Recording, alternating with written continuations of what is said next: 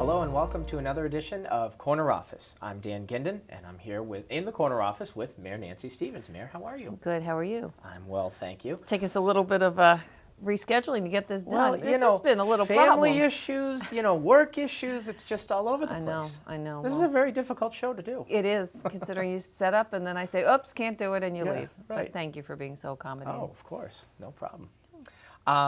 So now, speaking of accommodating, we had a little unexpected visitor on April 1st. Half of us at the station thought the other half was trying to play April Fool's Day joke, but Yeah. sure enough, President Obama came to town. President Obama came to town. And whether you're a backer or not, that was pretty exciting. The president came to town. It was, I have to tell you, well, the call I got from the police chief, he said, let me preface this by telling you this is not an April Fool's joke, because everybody thought it was a joke. Yeah. They really did. And you really had to take some convincing to say this is not a joke. Mm-hmm. So I got the call from the police chief and then ended up talking to the governor, who was trying to figure out the logistics of what was going on and whether he was going to come to Marlboro to meet the president, whether he wanted me to meet the president, he was going to meet him in Framingham. And then he ended up calling me back and saying, for security reasons, they want to just get him in there and get him in a car. Let me back up. We started getting calls. The president was coming he wanted to go to the bunker, the MEMA bunker in Framingham. And because obviously with all the floods, we've been declared a disaster area in the state. Several counties have been. And he wanted to come and just kind of talk to the MEMA officials and talk to the governor and really get to understand what was going on in the state. Well, the president comes in 6 helicopters, and the MEMA bunker has a helipad, obviously, but can only handle 2. So they were looking for alternative places that he could come into. He was coming down from Portland, Maine, where he could come into, and of course they come up with Marlboro Airport. Secret Service gets here, everything's going fantastic. They're coordinating with Marlboro Police, State Police. We've got Massport Fire, and they're working with our fire department because they had to bring one of those foam trucks, like an airport, the foam truck, in case something happened. Right. So they had everybody here. So obviously Secret Service, it was just amazing. But they get there and realize that there's no fence around the airport, which for the Secret Service was a little upsetting. Yeah. So it was decided that he would come in. They literally wanted him in, hit the ground, and get in a car because it was not as secure as they would like. So a lot of our local officials and our local police officers and the state police were doing a lot of the perimeter security around the airport. And then just the route that he was taking to come out and blocking off Farm Road. And of course, as luck would have it, Murphy's Law, don't you know we had a water main break on Farm Road. Oh, wow, I didn't know about that. Right at the same time. And we had half the roadway was open at one section, and they didn't want him taking the detour. So we had to get that plated and closed right away. And Secret Service was there looking under the plates, checking all of our workers, checking the equipment and making sure that everything was secure. But traffic was a nightmare on Farm Road. It was really it was cool. I heard it was really backed up. Yeah. But it was, it was a once-in-a-lifetime experience. I didn't get an opportunity because, as I said, security, they wanted him, literally, they said there was going to be no greeting. They just needed him into the car. Yeah. I was able to be in the airport, and I was standing with our fire personnel and was within 100 feet. When the helicopter landed and it came and everything was flying around, it was one of those once-in-a-lifetime opportunities. Yeah. And had my son with me who said, she just couldn't believe it. So. Yeah. Only one, as far as we know, at the station, only the 3rd president ever to visit Marlboro. It's funny. You have history because we were trying to figure this out. We knew that FDR had come. First of all, it's the first time any president has landed at Marlboro Airport. We got that straight. But in talking to people, we knew that FDR had come to the city. Who was the other president? Washington.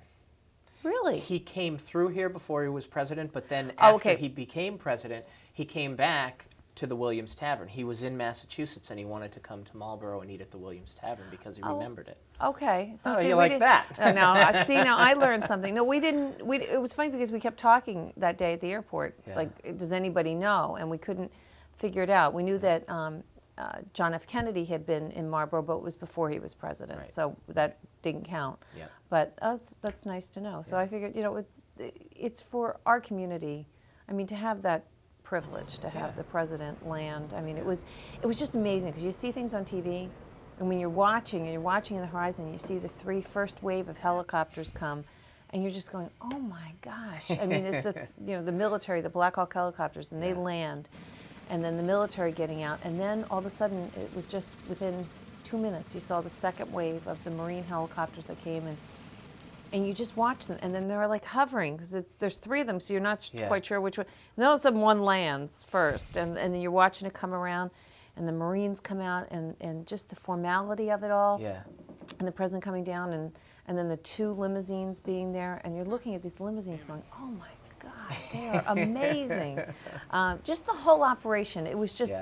It went off flawlessly. I mean, I have so much praise for our local police department and our fire department. Chief Leonard and Captain Nays did a fantastic job of working with the Secret Service and the state police.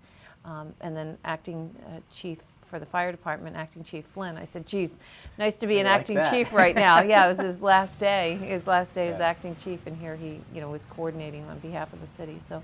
It was really amazing. It was really great, and the guys with the Department of Public Works getting the road closed back up quickly, so that the motorcade could come through there. Right. That was amazing. It really was cool. Now, President Obama may have had an entourage of multiple helicopters, but one thing President Obama does not have is the mayor's charity ball. And that happened recently. Good segue. I got to give you credit. I'm feeling good. I had my Wheaties this morning. I got to give you. That was good. That's something that. Everything that comes across your desk when you were mayor, this is going to be one of the best. You know what, I have to tell you, I was asked that night, Kristen had asked me, she interviewed me, was it different the third time around? And I think it was even more exciting because to see the amount of people that came to support the charity fund. Normally, a new administration, the balls, it's a new administration, so everybody comes. And second one, its attendance is a little less. And by the third one, it's usually not, but it was great. It was fantastic. And the number of people that showed up to support the Charity Relief Fund was fantastic. I mean, Bobby Kays and Linda Ossing, once again, their 4th ball. What an amazing pair. And the committee that they put together, they make it seem so flawless and so easy.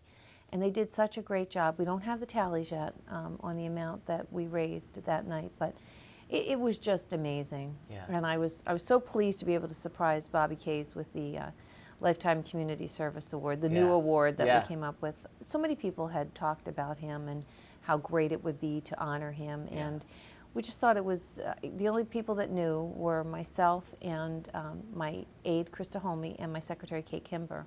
There's only 3 of us that knew about it, and luckily the people that made the plaque up didn't say anything. Yeah. But it was really nice to be able to honor him. I mean, anytime there's something going on in this community, any family in need, anything. I mean, you saw what he did last year with the Relay for Life. I mean, what an amazing turnaround with the Relay, the amount of money they raised last year. So that was really great. And well, it was good for you to have that quiet, because the only way you're allowed to honor Bobby Kays is to trick him. Yeah. Not let him know that it's coming. It was an amazing night, though. It really was very special. To raise that kind of money. And I think the theme, the Neighbors Helping Neighbors, was so appropriate this year. I mean, we have seen so many requests for this Mayor's Charity Relief Fund. The requests that are coming through. I mean, you think about it, the structure fires, even those that we've had, what we try to do is if there's a family that's displaced from a structure fire, we try to get them a check for $1,000 right away. Just because, although the Red Cross comes in and helps and people have insurance, I mean, think about it. If you left for work and came home and there was nothing, your house was gone, you had the clothes on your back. I mean, you need to go out and buy toothpaste and toothbrush and, everything. And we just try to do that to get them over that bump right away, and just to be able to have that money available. With this economy and so many people with foreclosures and everything like that, the amount of requests we see for utilities and for food and trying to help different organizations, and to say that we raise the money that helps just our residents is amazing. That we really are neighbors helping neighbors. But the businesses that support the ball, with silent auction items or sponsorships, or it just, I'm truly amazed every year, every other year when this happens, that people are so generous with their time and with their money to support this charity. And I'm really honored and privileged to be the custodian of this fund. And you sit here, you have some awesome responsibilities, but one of them is to be the custodian of that fund, where you really, it's at your discretion, the money that it's used, what you use that money for, to be able to help people in such dire straits sometimes. It's just really a great opportunity. The letters that you get to come in, do they happen to come in when you're not looking for them? Like, let's say 6 months from now, would it be a regular thing for you to get a letter like that for a nomination, I'm saying? Because people know. No, we usually put it out there for the Humanitarian of the Year. We put it out there that we're looking for nominations. We usually do that in January, start right after the holidays. And it was great this year. Lynn Faust was just so deserving. The letters that we got about her were just fantastic. I've known Lynn. She serves on our ZBA. She serves on the Community Development Authority. But some of the things that she's done, the second Saturday, I think we've seen it in the paper. I think you've featured it on some shows. Sure have. I mean, the program where you have all these volunteers that just come in and help on the second Saturday of the month. And she's developed the program, coordinated the program, and is very involved. The Angel Food, where the food baskets or food packages for seniors. These are just such great programs. And again, it's the neighbors helping neighbors theme. I mean, what she does for other people is so appropriate to have honored her this year with the theme of the ball. She's the incoming president for the Rotary. I mean, obviously we know Rotary, service above self. I think Lynn epitomizes that and lives that every day through her faith and through her actions. And it was really great. She was surprised and really grateful and honored that she was recognized. She didn't want to be, because it's not who she is, being recognized for what she does. But it's those kind of people that you really like to honor, to say, look at this, look how wonderful this is.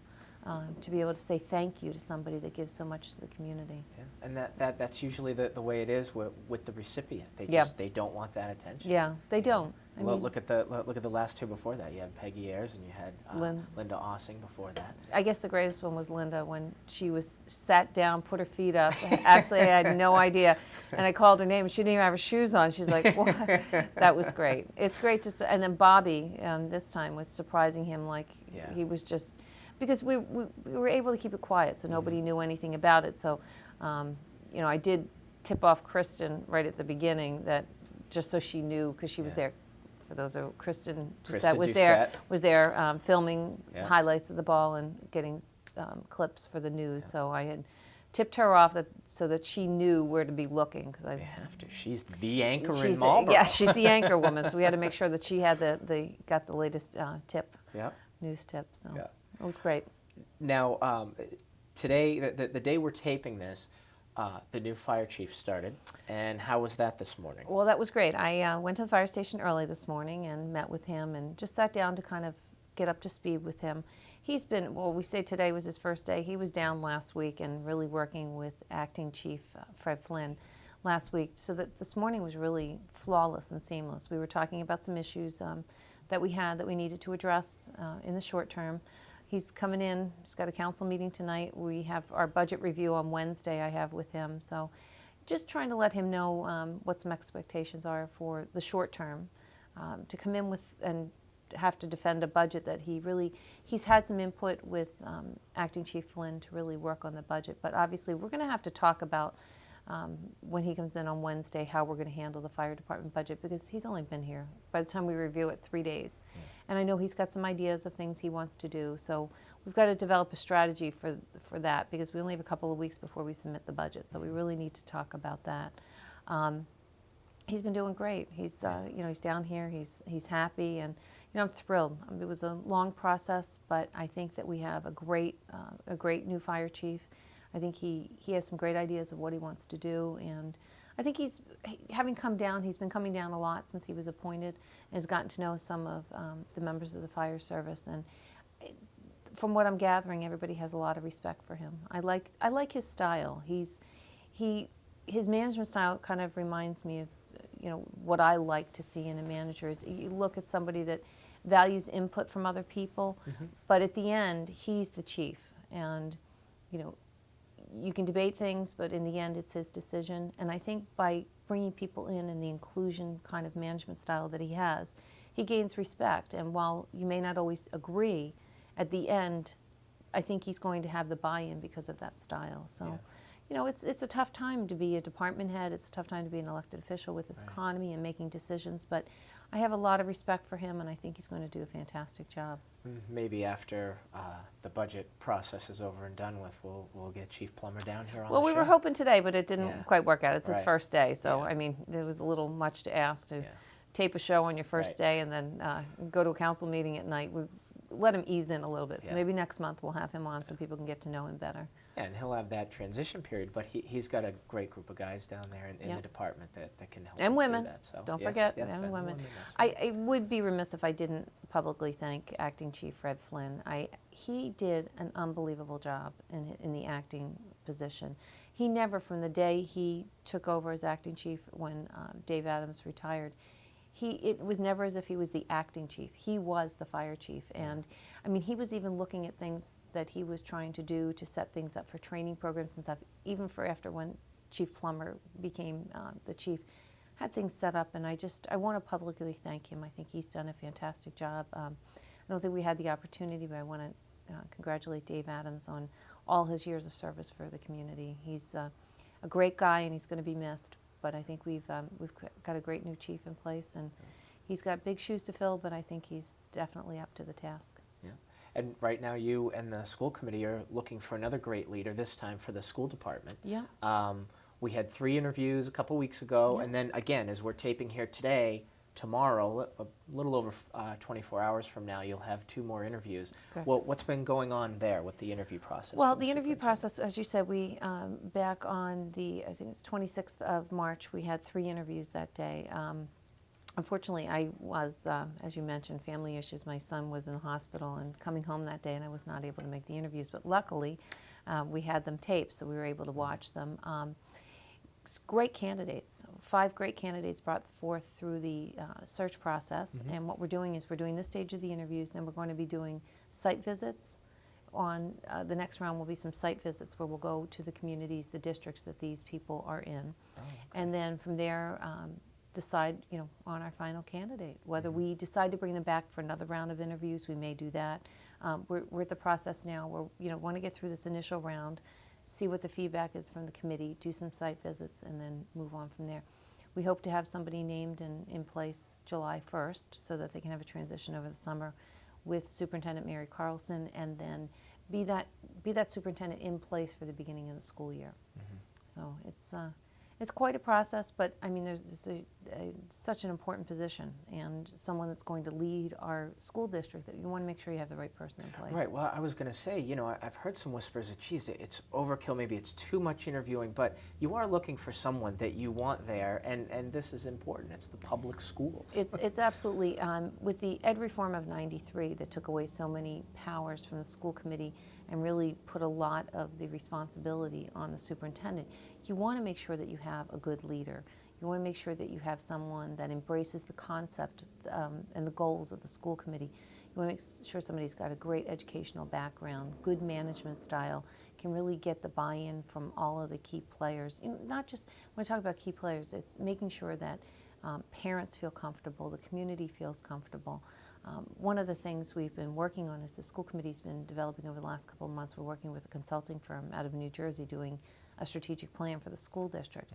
So that's kind of been time consuming with the superintendent search and the strategic planning. But we wanted to have a good strategic plan in place so that when a new superintendent came in, they were able to look at that plan and they understood the focus and the vision for the school district based on the school committee's strategic plan.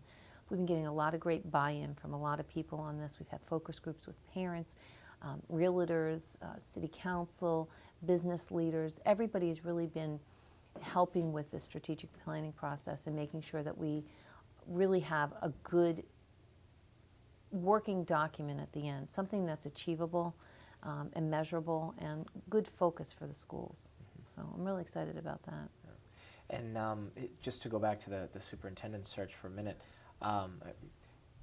current superintendent Mary Carlson, she's been wonderful. We both love her. And can you talk about has she been involved in this process at all? Not in the superintendent search, no. Okay. No, she obviously, when we name a new superintendent, she will be, obviously with the transition, she'll Yeah. be working with the new superintendent for a couple of months and make sure that transition is smooth, because you want to make sure that someone's prepared, whether they're an internal candidate or not. You know, there's certain aspects of that job that you don't know about it. You think you do because, you know, even if you're in the district, but you can't know everything until you're in the position. There's just no way to know it. I mean, I found that you think you know everything and you get in and you're just amazed at the issues, you know, personnel issues and budgetary issues and mandates and directions that the school committee, the goals of the school committee.